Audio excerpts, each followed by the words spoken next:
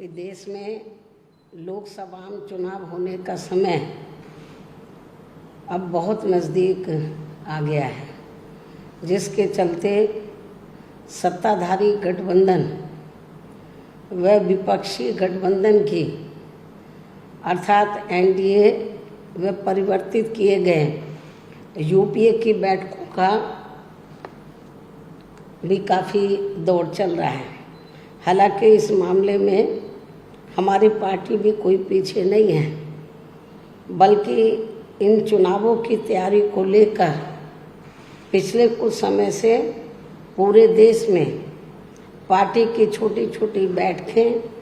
व बंद जगह पर कैडर कैंप आदि लेने का भी कार्य काफ़ी युद्ध स्तर पर चल रहा है। और इतना ही नहीं, बल्कि अब एक तरफ सत्ता पक्ष का एनडीए अपनी फिर से पूर्ण बहुमत की सरकार बनाने के लिए अपनी दलीलें दे रहा है, तो वहीं दूसरी तरफ विपक्षी गठबंधन यहाँ सत्ताधारी एनडीए गठबंधन को इस बार चुनाव में मात देने के लिए उनकी नीतियों व कार्यशैली आदि का काफ़ी विरोध कर रहा है, जिसमें बीएसपी भी कोई पीछे नहीं है। जबकि सत्ताधारी पार्टी व विपक्षी पार्टियों के बने गठबंधन के बारे में सच्चाई तो ये है कि यहाँ वर्तमान में विपक्षी गठबंधन के प्रमुख दल कांग्रेस पार्टी ने आज़ादी के बाद शुरू में केंद्र व अधिकांश राज्यों में भी अपने लंबे अरसे तक रहे शासनकाल के दौरान अपनी हीन व जातिवादी एवं पूंजीवादी मानसिकता को त्याग कर यदि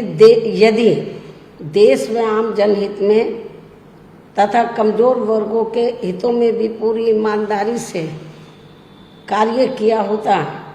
और विशेषकर कमजोर वर्गों के हित व कल्याण के मामले में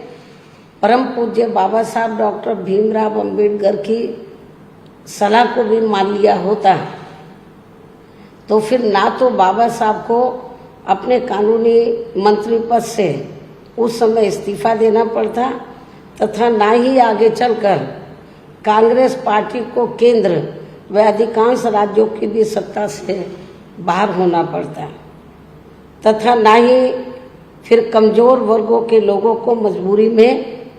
बीएसपी के नाम पर अपनी अलग से राजनीतिक पार्टी बनाने की जरूरत पड़ती। और अब ये कांग्रेस पार्टी अपनी जैसी जातिवादी व पूंजीवादी सोच रखने वाली पार्टियों के साथ गठबंधन करके फिर से केंद्र की सत्ता में आने के सपने देख रही है, तो वही सत्ताधारी बीजेपी पार्टी भी पुनः केंद्र की सत्ता में आने के लिए अपने एनडीए गठबंधन को हर मामले में मजबूत बनाने में लगी है। साथ ही फिर से सत्ता में आने का दावा भी ठोक रही है। ये कह रही है कि इस बार बीजेपी और उनका गठबंधन 300 से ज़्यादा सीटें लाएगा, इसका भी दावा ठोक रही है, जिनकी कथनी व करनी में कांग्रेस पार्टी की तरह ही कोई खास अंतर नजर नहीं आता है। कहने का तात्पर्य ये है कि अब ये दोनों बने गठबंधन यानी कि एनडीए व परिवर्तित किए गए यूपीए केंद्र की सत्ता में आने के लिए अपने अपने दावे ठोक रहे हैं, जबकि जनता को किए गए इनके वायदे व आश्वासन आदि सत्ता में बने रहने के दौरान अधिकांश खोखले ही साबित हुए हैं। वैसे भी कांग्रेस व बीजेपी एंड कंपनी के बने गठबंधन की अब तक रही सरकार की कार्यशैली यही बताती है कि इनकी नीति, नियत व सोच सर्व समाज में से विशेषकर गरीबों, दलितों, आदिवासियों, पिछड़े वर्गों, मुस्लिम एवं अन्य धार्मिक अल्पसंख्यकों के प्रति लगभग एक जैसी ही रही है, क्योंकि इन्होंने सत्ता में रहकर शुरू से इन वर्गों के मामले में अधिकांश कागजी खाना पूर्ति ही की है तथा जमीनी हकीकत में इनके लिए कोई ठोस कार्य नहीं किए हैं। लेकिन जब ये लोग सत्ता से बाहर हो जाते हैं तो तब फिर वे अपने वोट की खातिर इनके हितों में काफ़ी लंबी चौड़ी बातें करते हैं। जैसे कांग्रेस पार्टी का गरीबी हटाओ का व बीजेपी का हर गरीब के खाते में 20 लाख रुपए पहुंचाने को लेकर कही गई ये बातें सत्ता में आने के बाद केवल हवाई व खोखली ही साबित होकर रह गई हैं, जिसकी खास वजह से ही बीएसपी ने सत्ताधारी गठबंधन व विपक्षी गठबंधन से ज़्यादातर अपनी दूरी ही बना के रखी है। ऐसी स्थिति में अब इन वर्गों के लोगों को यानी कि कमज़ोर वर्गों के लोगों को आपसी भाईचारे के आधार पर वे अपना अकेले ही मजबूत गठबंधन बना के या हर मामले में अपनी एकमात्र हितैषी रही पार्टी बीएसपी को ही मजबूती देनी है तथा जिससे फिर यहाँ कोई भी गठबंधन केंद्र व राज्यों के भी सत्ता में पूरी मजबूती के साथ आसीन ना हो सके तथा इसके स्थान पर फिर इनकी मजबूत नहीं बल्कि मजबूर सरकार ही बनेगी। हमारी पार्टी का ये पूरा प्रयास होना चाहिए ताकि बीएसपी के सत्ता में ना आने की स्थिति में भी इन कमज़ोर वर्गों का यानी कि दबे कुचले लोगों का ये लोग ज़्यादा शोषण ना कर सके। इतना ही नहीं बल्कि ऐसी स्थिति में बीएसपी को भी सत्ता में आसीन होने का मौका मिल सकता है। और जब तक हम लोग अकेले अपने बलबूते पर खड़े नहीं हो पाते हैं, इसलिए इन सब बातों को ध्यान में रखकर अब बीएसपी को लोकसभा चुनाव में व इससे पहले राजस्थान, मध्य प्रदेश, छत्तीसगढ़ व तेलंगाना आदि राज्यों में होने वाले विधानसभा चुनाव में भी अकेले ही चुनाव लड़कर अपनी पार्टी का बेहतर रिजल्ट लाना होगा।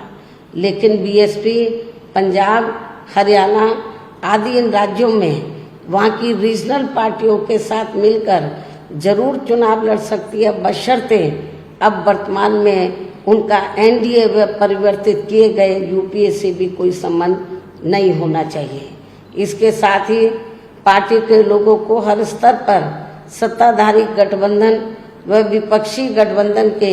सभी साम दाम दंड भेद आदि हथकंडों से भी जरूर सावधान रहना है। इसके अलावा यहाँ मैं ये भी कहना चाहूँगी